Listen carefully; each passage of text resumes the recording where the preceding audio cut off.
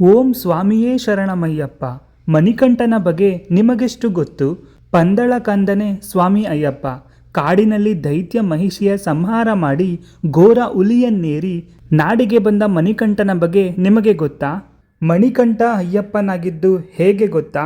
ಹರಿಹರ ಸುತ ಅಯ್ಯಪ್ಪನ ಬಗ್ಗೆ ಇಲ್ಲಿದೆ ನೋಡಿ ಸಂಪೂರ್ಣ ಮಾಹಿತಿ. ಅದಕ್ಕೂ ಮುಂಚೆ ನಮ್ಮ ಚಾನಲನ್ನು ಸಬ್ಸ್ಕ್ರೈಬ್ ಮಾಡಿ. ಪಂದಳ ಸಾಮ್ರಾಜ್ಯವನ್ನು ಸರಿಸುಮಾರು 800 ವರ್ಷಗಳ ಹಿಂದೆ ಅಯ್ಯಪ್ಪ ಸ್ವಾಮಿಯ ಸಾಕು ತಂದೆ ಎನಿಸಿದ ರಾಜಶೇಖರ ಎಂಬ ಅರಸ ಆಡಳಿತ ನಡೆಸಿಕೊಂಡಿದ್ದನು. ಈತನ ಆಡಳಿತದಲ್ಲಿ ರಾಜ್ಯವು ಪ್ರಜೆಗಳು ಸುಭಿಕ್ಷೆಯಿಂದಿದ್ದರು. ಆದರೆ ಆತನಿಗೆ ಪ್ರತಿನಿತ್ಯ ಕಿತ್ತು ತಿನ್ನುತ್ತಿದ್ದ ಸಮಸ್ಯೆ ಎಂದರೆ ಆ ರಾಜನಿಗೆ ಸಂತಾನ ಸೌಭಾಗ್ಯ ಪ್ರಾಪ್ತವಾಗಿರಲಿಲ್ಲ. ರಾಜ್ಯಾಧಿಕಾರವನ್ನು ಮುಂದೆ ವಹಿಸಿಕೊಳ್ಳಲು ಉತ್ತರಾಧಿಕಾರಿಯನ್ನು ಕರುಣಿಸುವಂತೆ ರಾಜ ಮತ್ತು ರಾಣಿ ಪ್ರತಿನಿತ್ಯ ಭಗವಾನ್ ಶಿವನನ್ನು ಪೂಜಿಸುತ್ತಿದ್ದರು. ಮಹಿಷಿ ಪಡೆದ ವರ.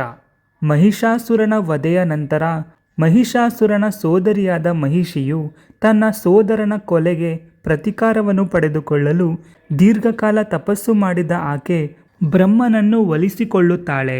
ಶಿವ ಮತ್ತು ವಿಷ್ಣುವಿನ ಮಗನನ್ನು ಹೊರತುಪಡಿಸಿ ಯಾರಿಂದಲೂ ತನಗೆ ಸಾವು ಬರಬಾರದೆಂಬ ವರವನ್ನು ಪಡೆಯುತ್ತಾಳೆ. ಪುರುಷರಿಬ್ಬರು ಮಗುವನ್ನು ಪಡೆಯಲು ಸಾಧ್ಯವಿಲ್ಲವೆಂದು ಭಾವಿಸಿದ ಮಹಿಷಿ ತಾನು ಅಮರಳೆಂದು ಭಾವಿಸುತ್ತಾಳೆ. ಮಹಿಷಿಯ ಕಿರುಕುಳ.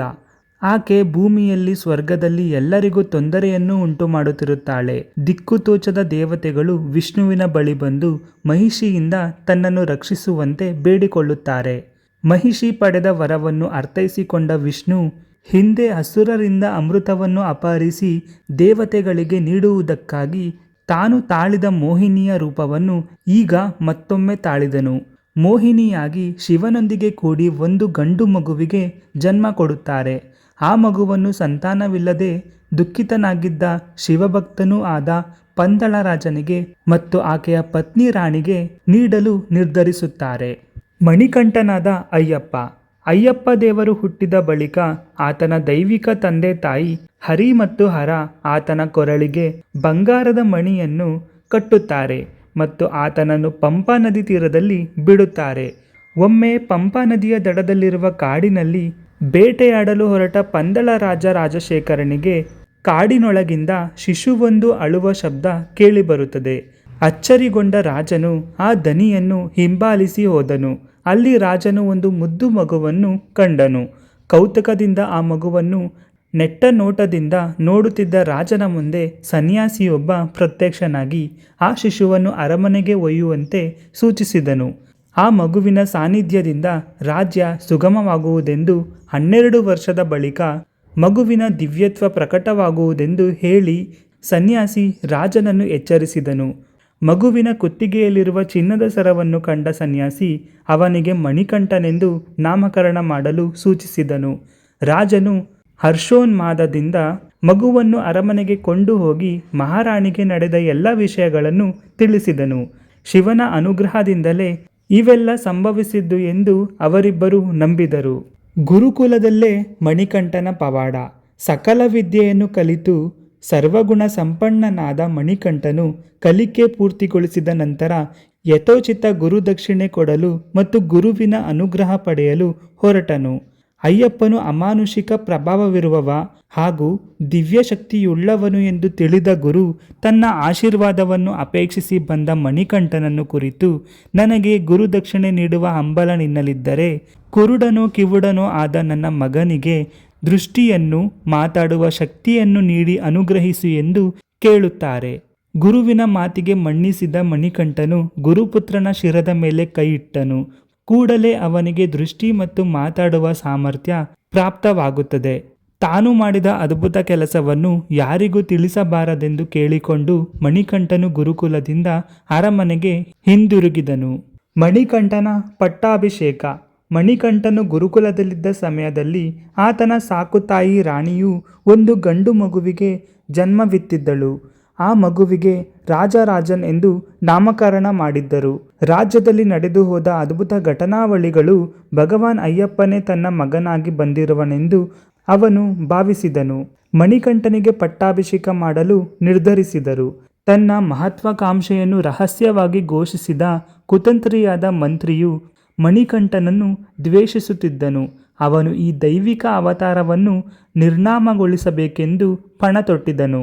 ಮಣಿಕಂಠನಿಗೆ ವಿಷಪ್ರಾಶನ ಮಾಡುವುದರಿಂದ ಹಿಡಿದು ನಾನಾ ರೀತಿಯ ಕಸರತ್ತುಗಳನ್ನು ಮಾಡುತ್ತಾನೆ.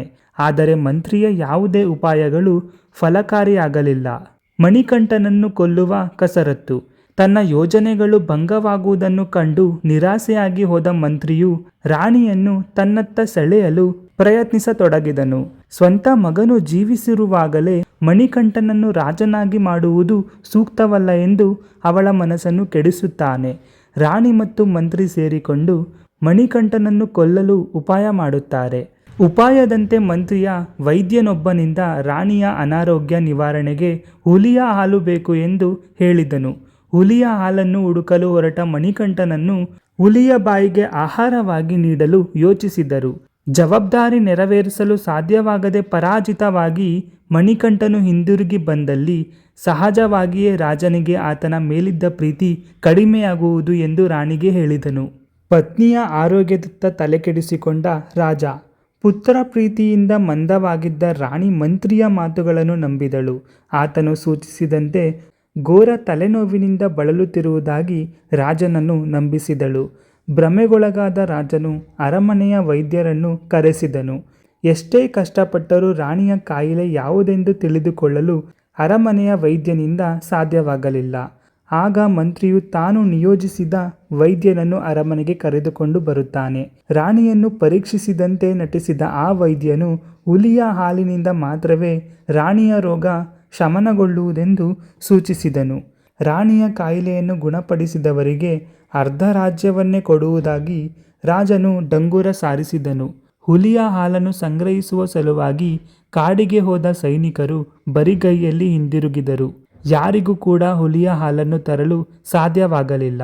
ಹುಲಿ ಹಾಲಿಗಾಗಿ ಕಾಡಿಗೆ ಹೊರಟ ಮಣಿಕಂಠನು ಹುಲಿಯ ಹಾಲು ತರುವ ಸಲುವಾಗಿ ಹೊರಡಲು ಸಿದ್ಧನಾದನು. ಆದರೆ ರಾಜಶೇಖರನು ಇದಕ್ಕೆ ಒಪ್ಪುವುದಿಲ್ಲ. ತನ್ನ ಕುಟುಂಬಕ್ಕಾಗಿ ಒಂದು ಸಾಹಸವನ್ನು ಮಾಡಲು ಅನುಮತಿ ನೀಡಬೇಕೆಂದು ಮಣಿಕಂಠನು ತಂದೆಯನ್ನು ಒತ್ತಾಯಿಸಿದನು. ಮಗನ ಮಾತಿಗೆ ಕಟ್ಟುಬಿದ್ದ ರಾಜನು ಮಣಿಕಂಠನನ್ನು ಕಾಡಿಗೆ ಕಳುಹಿಸಲು ಒಪ್ಪಿಗೆ ಸೂಚಿಸುತ್ತಾನೆ. ಮಣಿಕಂಠನ ನೆರವಿಗಾಗಿ ಸಾಹಸಿಗಳಾದ ಭಟರ ಒಂದು ತಂಡವನ್ನು ಅವನೊಂದಿಗೆ ಕಾಡಿಗೆ ಕಳುಹಿಸಲು ಅರಸನು ತೀರ್ಮಾನಿಸಿದನು. ಆದರೆ ಜನರ ಗುಂಪುಗಳನ್ನು ಕಂಡೊಡನೆ ಹುಲಿಯು ಓಡಿ ಹೋಗುವುದೆಂಬ ಕಾರಣದಿಂದ ಮಣಿಕಂಠನು ತಂದೆಯ ತೀರ್ಮಾನವನ್ನು ಒಪ್ಪಲಿಲ್ಲ. ಕೊನೆಗೆ ವಾತ್ಸಲ್ಯಮಯಿಯಾದ ತಂದೆಯು ಆಹಾರ ಸಾಮಗ್ರಿಗಳನ್ನು, ಶಿವನ ಭಕ್ತಿಯ ಸೂಚಕವಾದ ಹಾಗೂ 3 ಕಣ್ಣುಗಳಿರುವ ತೆಂಗಿನಕಾಯಿಯನ್ನು ಇತ್ತು ಮಗನನ್ನು ಕಳುಹಿಸಿಕೊಟ್ಟನು. ಮಹಿಷಿ ಮತ್ತು ಮಣಿಕಂಠನ ನಡುವೆ ಘೋರ ಯುದ್ಧ. ಮಣಿಕಂಠನು ಅರಣ್ಯವನ್ನು ಪ್ರವೇಶಿಸಿದಾಗ ಭಗವಾನ್ ಶಿವನ ಪಂಚಭೂತ ಗಣಗಳು ಒಟ್ಟಿಗೆ ಸೇರಿಕೊಂಡವು.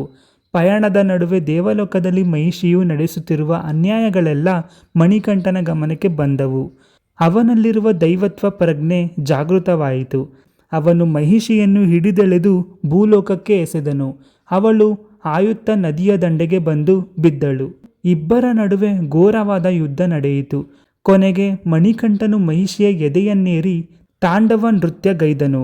ಅದರ ಪ್ರತಿಧ್ವನಿ ಭೂಮಿಯಲ್ಲೂ ಸ್ವರ್ಗದಲ್ಲೂ ವ್ಯಾಪಿಸಿತು. ದೇವತೆಗಳು ಭಯಭೀತರಾದರು. ತನ್ನ ಮೇಲೆ ನೃತ್ಯ ಮಾಡುವುದು ಹರಿಹರ ಸುತನಾದ ಪುಣ್ಯ ಪುರುಷನೆಂಬುದನ್ನು ಮಹಿಷಿ ಅರಿತುಕೊಂಡಳು. ಆ ಚಿಕ್ಕ ಬಾಲಕನಿಗೆ ನಮಸ್ಕರಿಸಿ ಮರಣಕ್ಕೆ ಶರಣಾದಳು. ಹುಲಿಯನ್ನೇರಿ ನಾಡಿಗೆ ಬಂದ ಮಣಿಕಂಠ. ಮಹಿಷಿಯ ನಿಗ್ರಹದ ಬಳಿಕ ಮಣಿಕಂಠನು ಹುಲಿಯ ಹಾಲನ್ನು ಸಂಗ್ರಹಿಸುವ ಸಲುವಾಗಿ ಅರಣ್ಯವನ್ನು ಪ್ರವೇಶಿಸಿದನು. ಅಲ್ಲಿ ಭಗವಾನ್ ಶಿವನು ಅವನಿಗೆ ದರ್ಶನ ನೀಡಿದನು. ಅಮೂಲ್ಯವಾದ ಹುಲಿಯ ಹಾಲನ್ನು ಸಂಗ್ರಹಿಸಲು ದೇವೇಂದ್ರನು ನಿನಗೆ ಸಹಕರಿಸುವನು ಎಂದು ಶಿವನು ಹೇಳಿ ಅಲ್ಲಿಂದ ಹೊರಟು ಹೋಗುತ್ತಾನೆ. ದೇವೇಂದ್ರನು ಹುಲಿಯ ರೂಪ ತಾಳಿ ಮಣಿಕಂಠನೊಡನೆ ಅರಮನೆಯತ್ತ ಹೊರಟನು. ಉಳಿದ ದೇವತೆಗಳು ಗಂಡು ಹುಲಿಗಳಾಗಿ, ದೇವಿಯರು ಹೆಣ್ಣು ಹುಲಿಗಳಾಗಿ ಅವರನ್ನು ಹಿಂಬಾಲಿಸಿದರು. ಹುಲಿಯನ್ನೇರಿ ಬರುವ ಮಣಿಕಂಠನನ್ನು ಕಂಡು ಹೆದರಿದ ಪಂದಳದ ಜನರು ಓಡಿ ಹೋಗಿ ಮನೆಗಳಲ್ಲಿ ಅವಿತರು. ರಾಜನು ಹೆಚ್ಚು ಹೊತ್ತು ತಡೆಯಲಾರದೆ ಬಾಲಕನ ಪಾದಗಳಿಗೆ ಬಿದ್ದು ಕ್ಷಮೆ ಯಾಚಿಸಿದನು. ಕೊನೆಗೆ ರಾಣಿಯ ಕಪಟ ನಾಟಕದ ರಹಸ್ಯ ಬಯಲಾದ ಆ ನಿಮಿಷದಲ್ಲಿ ಮಣಿಕಂಠನು ಅರಣ್ಯದತ್ತ ತೆರಳಿದನು. ಶರದಿಯಿಂದ ಶಬರಿಮಲೆ ಸೂಚಿಸಿದ ಮಣಿಕಂಠ ಕಾಡಿನಿಂದ ಹಿಂತಿರುಗಿ ಬರುವಾಗ ಅವನಿಗೆ 12 ವರ್ಷ ಪ್ರಾಯವಾಗಿತ್ತು. ತನ್ನ ಮಗನು ನಾಡನ್ನು ಬಿಟ್ಟು ಕಾಡಿಗೆ ತೆರಳಲು ಕಾರಣನಾದ ದಿವಾನನನ್ನು ದಂಡಿಸಬೇಕೆಂದು ಅರಸನು ತೀರ್ಮಾನಿಸಿದನು. ಆದರೆ ಎಲ್ಲವೂ ದೈವೇ ಇಚ್ಛೆಯಂತೆ ನಡೆಯುವುದೆಂದೋ ಸಂಯಮವನ್ನು ಪಾಲಿಸಬೇಕೆಂದು ಮಣಿಕಂಠನು ಸಲಹೆ ನೀಡಿದನು. ತನ್ನ ಅವತಾರದ ಉದ್ದೇಶವನ್ನು ಪೂರ್ತಿಗೊಳಿಸಿದ್ದರಿಂದ ತಾನು ದೇವಲೋಕಕ್ಕೆ ಹಿಂದಿರುಗುವುದಾಗಿಯೂ ತಂದೆಗೆ ಸೂಚಿಸಿದನು. ಮಣಿಕಂಠನ ಸ್ಮರಣೆಗಾಗಿ ಒಂದು ದೇವಾಲಯವನ್ನು ನಿರ್ಮಿಸಬೇಕೆಂಬ ಆಸೆ ಎನ್ನಲಿದೆ. ಆದ್ದರಿಂದ ದೇವಾಲಯದ ನಿರ್ಮಾಣಕ್ಕೆ ಸೂಕ್ತವಾದ ಜಾಗ ತೋರಿಸಬೇಕೆಂದು ರಾಜಶೇಖರನು ಕೇಳಿಕೊಂಡನು. ಕೂಡಲೇ ಮಣಿಕಂಠನು ಒಂದು ಶರವನ್ನು ತೆಗೆದು ದೂರಕ್ಕೆ ಎಸೆದನು. ಆ ಶರವು ಶ್ರೀರಾಮನ ಕಾಲದಲ್ಲಿ ಶಬರಿ ಎಂದು ಖ್ಯಾತಳಾದ ಸನ್ಯಾಸಿ ತಪಸ್ಸನ್ನಾಚರಿಸಿದ ಶಬರಿ ಎಂಬ ಸ್ಥಳದಲ್ಲಿ ಹೋಗಿ ನಾಟಿತು. ಆ ಜಾಗದಲ್ಲಿ ದೇವಾಲಯವನ್ನು ನಿರ್ಮಿಸಲು ಸೂಚಿಸಿದ ಬಳಿಕ ಮಣಿಕಂಠನು ಇದ್ದಕ್ಕಿದ್ದಂತೆ ಮಾಯವಾದನು. ಶಬರಿಮಲೆ ದೇವಾಲಯದ ನಿರ್ಮಾಣ. ಅಗಸ್ತ್ಯ ಸ್ವಾಮಿಯ ಸಲಹೆಯಂತೆ ರಾಜಶೇಖರನು ಶಬರಿಮಲೆಯಲ್ಲಿ ದೇವಾಲಯ ಕಟ್ಟಡಕ್ಕೆ ಶಂಕುಸ್ಥಾಪನೆ ಮಾಡಿದನು. ಐಹಿಕ ಸುಖಗಳಿಂದ ಮತ್ತು ದಾಂಪತ್ಯ ಜೀವನದಿಂದ ವಿಮುಖರಾಗಿ 41 ದಿನಗಳ ವ್ರತಾಚರಣೆ ಮಾಡಿ ದರ್ಶನಕ್ಕೆ ಬರುವವರಿಗೆ ಮಾತ್ರ ತನ್ನ ಅನುಗ್ರಹವಾಗುವುದೆಂದು ಮಣಿಕಂಠನು ಮೊದಲೇ ಪ್ರಸ್ತಾಪಿಸಿದನು. ರಾಜಶೇಖರ ರಾಜನು ನಿರ್ದಿಷ್ಟ ಸಮಯದೊಳಗೆ ದೇವಾಲಯದ ನಿರ್ಮಾಣ ಕಾರ್ಯವನ್ನು ನೆರವೇರಿಸಿದನು. ಪವಿತ್ರವಾದ 18 ಮೆಟ್ಟಲುಗಳನ್ನು ನಿರ್ಮಿಸಿದನು. ಪಂಪಾ ನದಿಯು ಪವಿತ್ರವಾದ ಗಂಗಾ ನದಿಯಂತೆ ದೇವರ ದರ್ಶನಕ್ಕಾಗಿ ಧರ್ಮಶಾಸ್ತ್ರವಿನ ವಿಗ್ರಹವನ್ನು ಪ್ರತಿಷ್ಠಾಪಿಸುವ ಕಾರ್ಯದಲ್ಲಿ ತೊಡಗಿಸಿಕೊಂಡನು. ನಂತರ ಪರಶುರಾಮನು ಧರ್ಮಶಾಸ್ತ್ರವಿನ ಆಜ್ಞೆಯಂತೆ ಮಕರ ಸಂಕ್ರಮಣ ದಿನದಂದು ಅಯ್ಯಪ್ಪನ ರೂಪವನ್ನು ಕೆತ್ತಿ ಶಬರಿಮಲೆಯಲ್ಲಿ ಪ್ರತಿಷ್ಠಾಪಿಸಿದನು.